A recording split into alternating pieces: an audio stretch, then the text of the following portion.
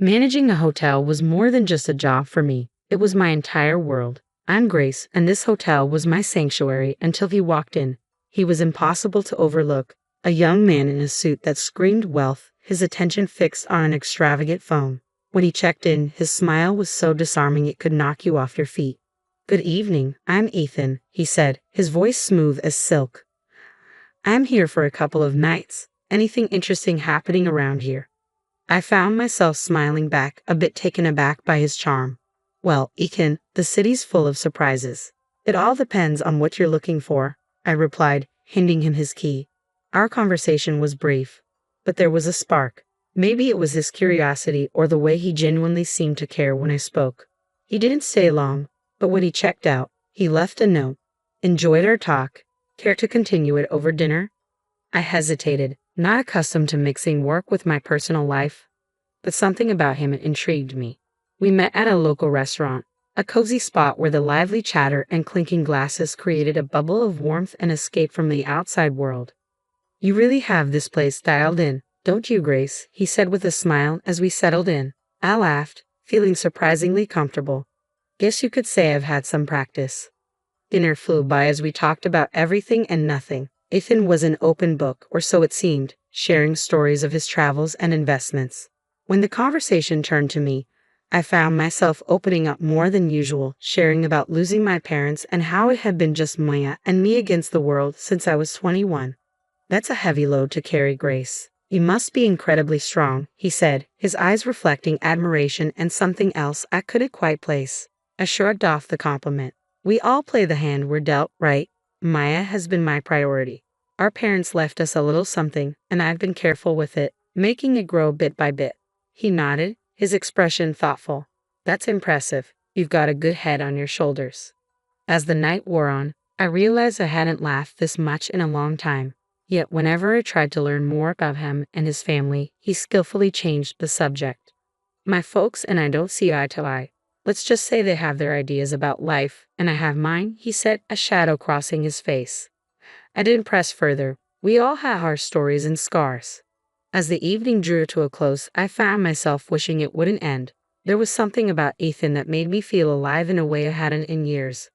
My life with Ethan felt like a whirlwind, each day a new adventure, every moment together filled with laughter and dreams of the future. He had a way of making the ordinary seem extraordinary, turning simple dinners into unforgettable evenings. One evening, as we sat in our favorite dimly lit cafe with its cozy corners, I said, "Ethan, I still can't believe how fast everything is moving." He reached across the table and took my hand. "Grace, when something feels right, why wait?" His eyes held mine with an intensity that sent shivers down my spine. "I've never been sure of anything in my life," he continued. "I know it's all happening so quickly. It's a lot to take in." I confess, feeling a whirlpool of emotion inside me. "I get it, but trust me, Grace, I'm here for the long haul. I want to build a life with you, a future. And I want to start by making our wedding day the most memorable day of our lives." The passion and certainty in his words were hard to resist. He painted a picture of a day so lavish and beautiful it took my breath away. "Imagine it, Grace, a ceremony that no one will forget, a celebration of our love. It's going to be perfect," he said, his voice brimming with excitement. "And the honeymoon you mentioned, something about the most expensive hotel in the world?" I asked, a blend of curiosity and apprehension in my voice. His smile broadened. "Yes, it's all part of the plan, but I need you to trust me, to take this leap with me. Your savings for the wedding, my funds for the honeymoon, and our future home together. We'll make it all a reality." I hesitated, my practical side shouting for caution, but as I looked into his eyes, brimming with love and promise, I found myself nodding. "Okay, Ethan, let's do it. Let's make this wedding a day to remember." As the weeks flew by, the wedding preparations took over our lives. Ethan, a man of action, handled every detail with meticulous care, ensuring our day would be nothing short of spectacular. Watching him so full of life and determination made me fall even deeper in love. "Ethan, you're amazing," I said one evening as we reviewed the guest list and the lavish menu he planned. "I don't know how to thank you." He pulled me close, his arms enveloping me. "Grace, seeing you happy is all the thanks I need. This wedding is just the beginning. Our life together will be even more beautiful." Yet amid the excitement, moments of doubt would creep in, whispering questions in the quiet of the night. Was I moving too fast? Was I getting swept up by the romance of it all? Every time these thoughts surface, Ethan's reassurances chased them away. His words and promises were my anchor, keeping me steady through the storm of uncertainty. The whirlwind of wedding preparations filled my days, but among the chaos of cake tastings and flower selections, I knew I needed Maya, my sister, my confidant, by my side. Since our parents passed, it had been us against the world, and her input meant everything to me, especially now. I called her, hoping she could take a break from the cafe where she worked. Hey Mia, think you can ditch the aprons and coffee smells for some tulle and satin today? I half joked, my voice tinged with hopeful anticipation. Think you can ditch the coffee stains for bridal trains today? Maya's laughter came through the phone, light and familiar. For you, sis, I'd trade coffee stains for bridal trains any day. Give me an hour to wrap things up here, and I'm all yours. The bridal shop was a wonderland of white and ivory dresses, cascading like waterfalls of lace and silk. As I tried on gowns, Maya's presence was a calming force amidst the storm of satin and sequins. That one, Grace, she said, her eyes lighting up as I stepped out of the dressing room in a gown that felt just right. It's like it was made for you. I studied my reflection. The dress hugged every curve and flowed to the floor in a sea of soft fabric. Do you think I look, I don't know, like a real bride? I asked, a smile creeping onto my lips. Maya's grin matched mine, but I noticed a fleeting shadow cross her face, quick and troubling. Before I could ask, she was up, pulling a dress off the rack. Mind if I give this one a whirl? Just for kicks, she said, holding up a stunning gown that shimmered with every movement. I laughed, a mix of surprise and delight. Planning on eloping, or is there a mystery man you've been hiding from me? Maya's laugh, usually carefree, held a note of something I couldn't quite place. Oh Grace, you know me, always a bridesmaid, never a bride. But a girl can dream, can't she? She quipped, though her gaze darted away, hiding something. The day continued, a blend of laughter and whispers of silk, but Maya's mood seemed to change abruptly.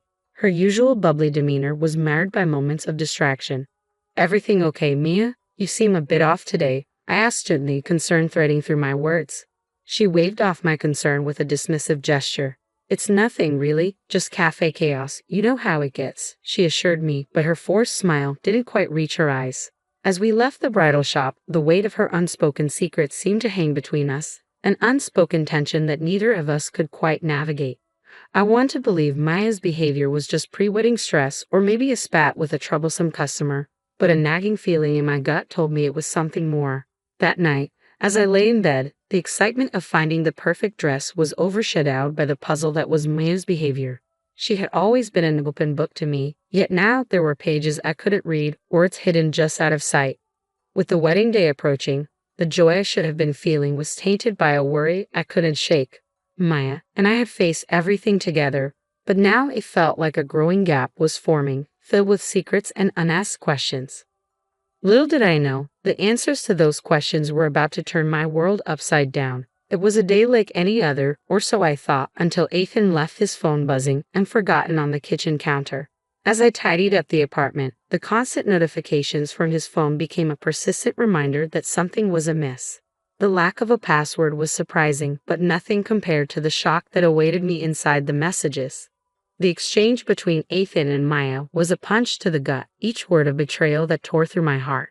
They weren't just having an affair. They were planning to push me aside as if I were nothing, as if all the years of sisterhood with Maya meant less than dirt under their shoes. I read and reread Maya's message, which confessed her pregnancy with Ethan's child. The words blurred as tears clouded my vision. Can't believe we pulled this off. She's such a fool, falling for every lie. And now with the baby, we can finally be together, just as we planned. The world around me seemed to spin, a carousel of deceit and treachery. Ethan's reply was no better, declaring his love for Mia and his eagerness to see me humiliated and ousted from my own wedding.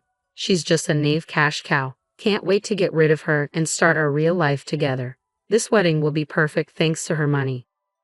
I sat there, the phone heavy in my hand, a storm of emotions raging within me. Betrayal, anger, disbelief, all fighting for dominance. But above all, a cold determination began to take root. They thought they could use me, discard me like an old toy. I'd show them the price of underestimating Grace Anderson. When Ethan returned, his carefree demeanor was like a slap in the face. Hey babe, Did I miss any important calls? He asked casually, picking up his phone. I forced a smile, my insides burning with anger. Nope, just the usual stuff. Busy day, I replied, keeping my voice steady despite the turmoil inside.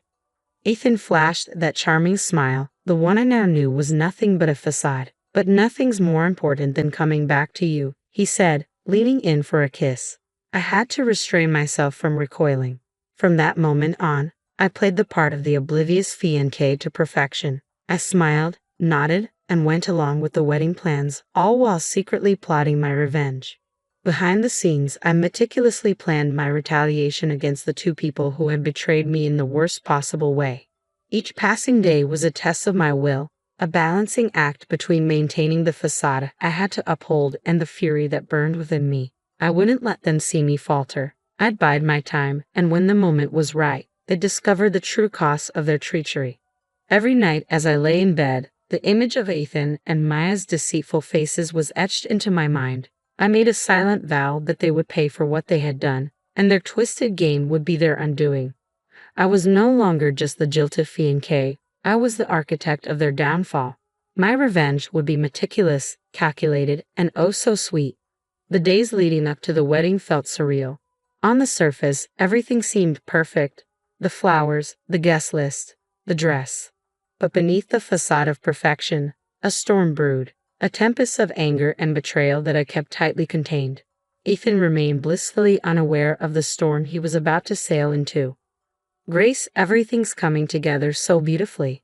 This wedding is going to be the talk of the town, he said one evening as we reviewed the final preparations. I nodded, my smile meticulously rehearsed and polished.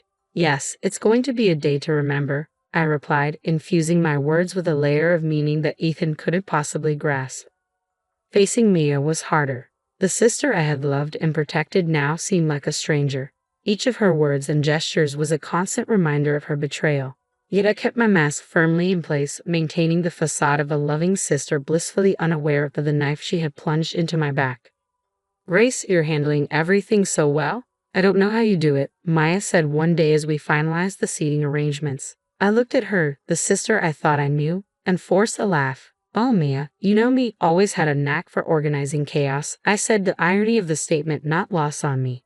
As the wedding day drew closer, the tension became almost palpable. I walked a tightrope of precision and care, balancing between the role I had to play and the fury that simmered beneath the surface. Ethan's phone was now always guarded, his conversations hushed and hurried. But it didn't matter. I had seen enough and knew enough. The morning of the wedding dawned clear and bright, a perfect day for a beautiful disaster. As I got ready, the reflection in the mirror showed a bride serene and poised. But beneath the veil and makeup was a woman on a mission determined not to be a pawn in someone else's game. Maya's running late, huh? Ethan remarked casually as he adjusted his tie. I met his gaze in the mirror, my eyes betraying nothing. Yes, but she'll be here. Wouldn't miss it for the world, I replied, the double meaning clear in my voice. He nodded, oblivious to the undercurrents. Well, she's always been a bit unpredictable, but today's about us, Grace. Our new beginning. I turned to face him, my smile a flawless mask of composure. Yes, Ethan, a new beginning indeed, I said, my heart steeling itself for what was to come. As I walked down the aisle, the eyes of friends and family on me, I knew the calm before the storm was over. The reckoning was about to begin. The vows awaited, the guests washed with smiles and teary eyes, and the stage was set. It was time for the truth to come crashing down and for the real show to begin. Standing next to Ethan in front of the priest, my heart was a mix of hope and trepidation. The words of the vows hovered in the air, a promise of forever that was about to be shattered in the most brutal way. Then the unimaginable happened. Maya, dressed in a bridal gown that mirrored my own, stormed down the aisle. Her eyes locked onto mine, not with sisterly love but with a cold determination that sent a chill down my spine. Move aside, Grace. I'm the one who deserves to be here. Ethan loves me, and this child. I'm carrying his child, Maya declared, her voice slicing through the stunned silence. The room erupted into whispers and gasps as guests exchanged bewildered looks, their confusion palpable. Rather than displaying any sign of shock or remorse, Ethan broke into a hearty laugh, his true nature slipping through his polished facade. Well said, Mia. Grace, you've been a gracious host, but your role ends here. Why don't you take a seat with the audience? "This is Maya's moment now," he announced, his tone dripping with mockery and contempt. The audacity of their betrayal, so public and cruel, sent a jolt through the crowd. But as the gravity of the situation sank in, my response shocked everyone, including myself. I looked at Ethan, then at Mia, and smiled. Of course, why not? I wouldn't want to miss the show. After all, I did pay for it, I said, my voice steady and calm, betraying none of the turmoil roiling inside me. Maya and Ethan exchanged a confused glance, clearly taken aback by my composed response. The guests were equally baffled, their eyes darting between us as they tried to make sense of the surreal scene unfolding before them. As I gracefully took a seat among the guests, my head held high, the whispers grew louder. What's she up to? Is she really going to let this happen? The questions buzzed around the room like a swarm of bees, but I remained serene, a statue amid the chaos. Ethan and Mia, now standing together at the altar, looked unnerved. My calm demeanor had disrupted their plan to humiliate and discard me, not unfolding as they had anticipated. "What's your game, Grace? Why are you so calm?" Ethan asked, his voice a mix of curiosity and concern. I met Ethan's gaze, my smile unwavering. "No game, Ethan, just enjoying the fruits of my labor. Please proceed. I'm eager to see how this unfolds," I replied, my words smooth yet edged with hidden menace. The ceremony continued, but the atmosphere had irrevocably shifted.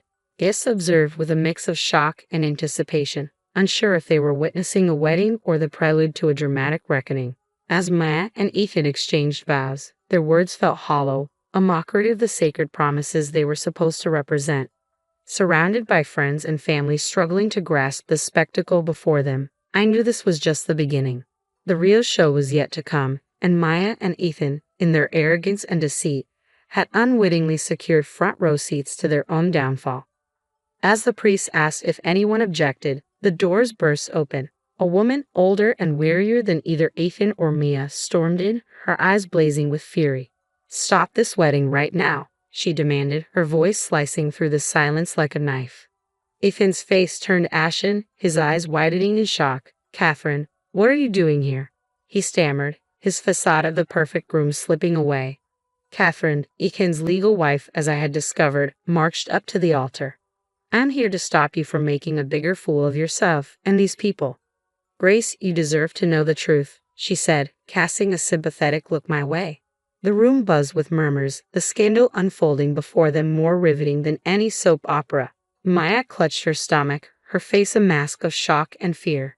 Catherine's voice was firm and clear. "Ethan is a liar and a cheat. He's in debt up to his ears, his investments have failed, and he's been using you all to dig himself out of his mess. And Mia, you poor girl, you're just another pawn in his game." The room erupted into chaos, guests rising from their seats as whispers grew louder. Ethan tried to speak, but his words were drowned out by the uproar. I stood up, my heart pounding, but my voice remained steady. "There's more," I announced, silencing the room. "I hired a private detective after discovering Ethan and Maya's affair. Not only is Ethan already married and drowning in debt, but he's also been hiding a daughter, a child he has never supported." Maya's face crumpled, the weight of her situation crashing down around her. "Ethan, is this true? Tell me she's lying," she pleaded, her voice breaking. Ethan, now pale and defeated, had no words. His lies and deceit were laid bare for everyone to see. But the final blow was yet to come. As the guests processed the revelations, Ethan's parents, two stern and imposing figures, entered the room. I had reached out to Ethan's parents, revealing everything, and now they were here to confront the son who had disgraced their name. Ethan's father, a man of few words, spoke with a voice heavy with disappointment and anger. "Ethan, you are no son of mine. Your actions today and in the past have exposed your true character. You were cut off from our family and our fortune." As the room fell into uneasy silence, I took in the sight of Ethan, Mia, and the shattered dreams they had tried to build on deceit. The pain of betrayal still throbbed in my heart, but amidst the ruins of what was meant to be my happiest day, I knew this was not the end of my story. In the aftermath, I found myself navigating the cold halls of justice, seeking reparation for the damage Ethan had inflicted.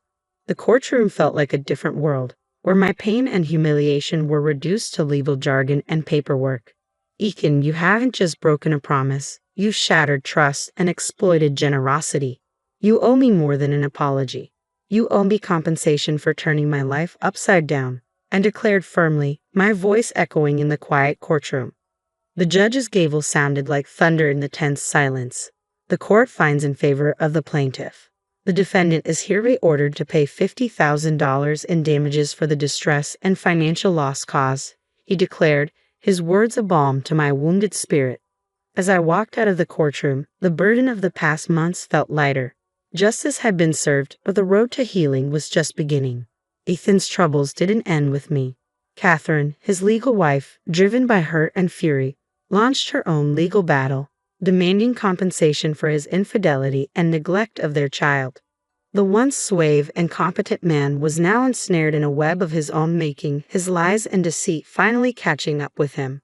Mia, my sister, who had once been the person I trusted most, found herself alone and abandoned. Ethan had fled the city, leaving her to face the fallout of their actions. Pregnant and scared, she was a far cry from the carefree and happy girl she once was. Grace, I know I don't have the right to ask for your forgiveness, but I'm lost and I don't know what to do, Maya pleaded one day, her eyes filled with tears. I looked at her, the sister I once would have done anything for. Maya, you were my family, my blood, but what you did isn't something I can just forget or forgive. You chose your path, and now you have to walk it, just as I'm walking mine. The distance between us was more than physical. It was a chasm filled with betrayal and hurt too wide and too deep to ever bridge again. Life moved on, but the scars of those tumultuous months remained. I focused on rebuilding my life, finding peace in the simple things. I had loved and lost, trusted and been betrayed, but through it all, I had survived. As I looked back on everything that had happened, I realized that the most important journey was the one I was taking within myself. A journey of healing, rediscovering my strength, and learning to trust and love again.